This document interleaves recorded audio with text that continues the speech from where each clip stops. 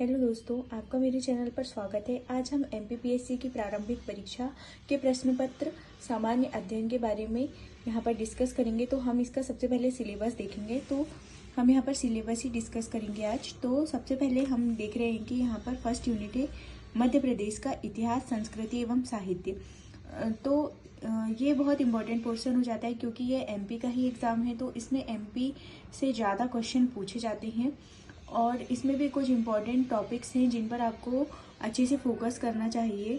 जैसे कि जनजातियां हैं, बोलियां हैं, लोक संगीत, लोक कलाएं, त्योहार, ये इम्पॉर्टेंट हो जाता है। जनजातीय व्यक्तित्व, धार्मिक एवं पर्यटन स्थल, ये इसमें बहुत इम्पॉर्टेंट टॉपिक्स हैं। तो आप इनको बहुत अच्छे से ध्यान में रखिए, इन्हें बहुत अच्छे से पढ़िए। एक्चुअली पूरा एमपी ही आपको बहुत अच्छे से कवर कर लेना चाहिए क्योंकि एमपी का एग्ज़ाम है। तो इससे बहुत सारे क्वेश्चन प्रीवियस ईयर्स में देखने के लिए मिले हैं। फिर आते हैं हमारी सेकेंड यूनिट है भारत का इतिहास। तो भारत का इतिहास हमारी सेकेंड यूनिट है। तो हमारे इतिहास में 3 चीज़ें हैं, जैसे प्राचीन भारत का इतिहास, मध्यकालीन इतिहास और आधुनिक इतिहास।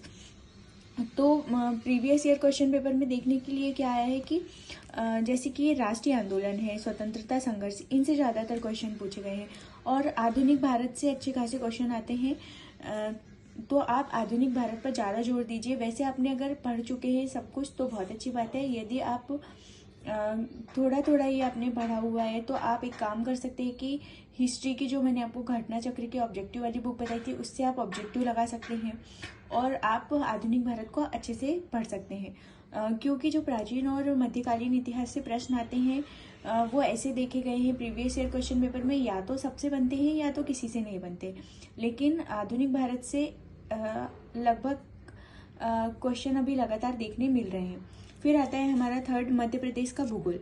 तो मध्य प्रदेश का जो भूगोल है वो भी एमपी के अंदर आ जाएगा। आप जो भी बुक एमपी की लेंगे उसमें ये सब कवर किया हुआ मिलेगा, जैसे मध्य प्रदेश का इतिहास, संस्कृति, साहित्य, मध्य प्रदेश का भूगोल और मध्य प्रदेश की राज्य की संवैधानिक व्यवस्था, ये सब आपको उसमें देखने मिलेगा।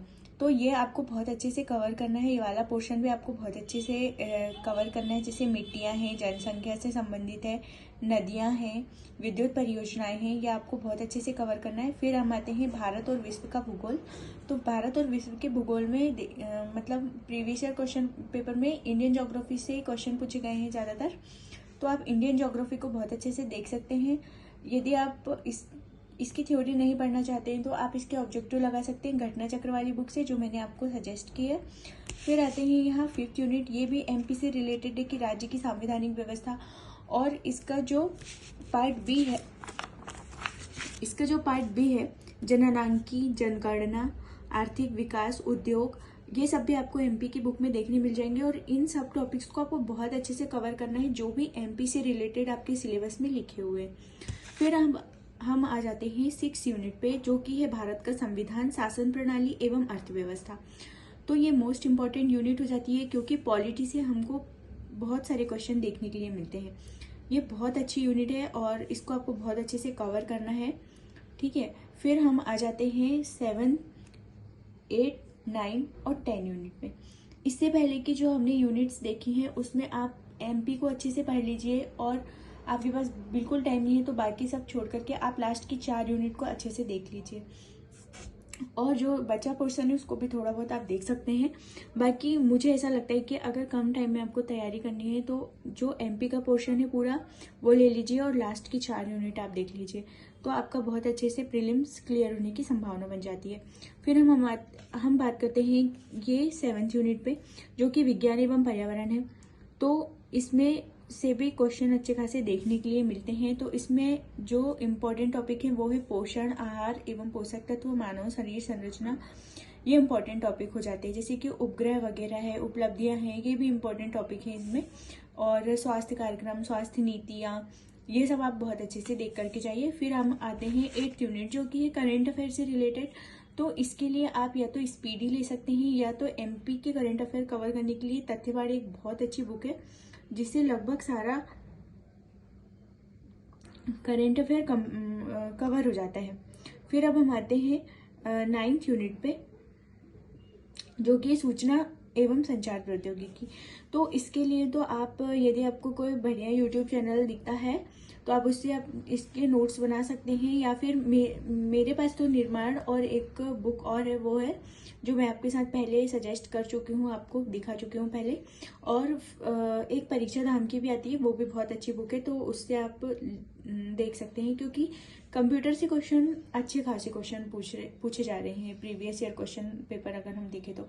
फिर हम आते हैं हमारी लास्ट यूनिट, जो कि है राष्ट्रीय एवं प्रादेशिक सांविधानिक या सांविधिक संस्थाएं। ये मोस्ट इम्पॉर्टेंट यूनिट है। इसमें हमको सिलेबस निर्धारित है कि हमको इतने ही आयोग पढ़ना है, ये बेस्ट चीज है। और हमको इतने आयोग बहुत अच्छे से पढ़ लेने हैं ताकि हम कहीं से भी क्वेश्चन आ जाए तो हमको बन जाए। हमको आयोग की है तो परीक्षा धाम की ले लीजिए आप बुक, या किसी भी पब्लिकेशन की आप बुक लेंगे, उससे आप आयोग बहुत अच्छे से कंप्लीट कर लीजिए। कुछ यूट्यूब चैनल से देख लीजिए, तो आपको बहुत अच्छे से आपके दिमाग में बैठ जाएंगी चीज़ें। और मोस्ट इम्पॉर्टेंट थिंग कि इनके अध्यक्ष वगैरह बीच बीच में बदल जाते हैं या कुछ हो जाता है, तो आप पुराना डेटा अगर कहीं से पढ़ रहे हैं या आप नया भी पढ़ रहे हैं, तो एक बार आप गूगल पे सर्च करके देख लीजिए, ऑफिशियल साइट पे जाके, कि इनके अध्यक्ष कौन है, वर्तमान में कौन है, पहले कौन थे, ये सब आप बहुत अच्छे से कवर करके रख लीजिए। दोस्तों, इसके बाद हम अगले वीडियो पे सेकेंड सामान्य अभिरुचि का प्रश्न पत्र देखेंगे, जो कि एमपी फॉरेस्ट वाले जो एग्ज़ाम होते हैं, एमपीपीएससी का फॉरेस्ट वाला एग्ज़ाम, उसके लिए इम्पोर्टेंट होता है। अगर आपको ये वीडियो अच्छा लगा हो तो please like share and subscribe my channel. Thank you.